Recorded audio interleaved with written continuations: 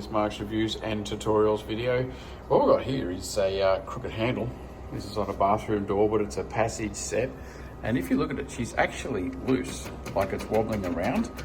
So that just means that it needs to be tightened up. It's tight enough through the front here, but on the back, this one's nice and simple. There's a couple of screw holes here, and 99% of the time, that's going to be a Phillips head screw. Phillips head screw is this type here, and it's just a matter of tightening these two up here. Of course, you've got to hold it square and in place. Make sure that both of them are square, are in place. Check these while you're at it.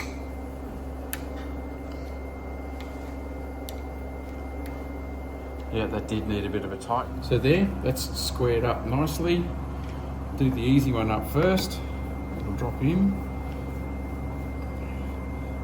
Do it up like that, and then we just turn the handle out of the way and do the other one up as well. And just check it is still returning. Sometimes you can overdo these up. You can do these up too tight, but that's it. That's now square, tight, no longer moving. Simple little maintenance with a screwdriver. Have a look at the links in the description. If you've added some tools, I'll put some links to some good quality basic tools.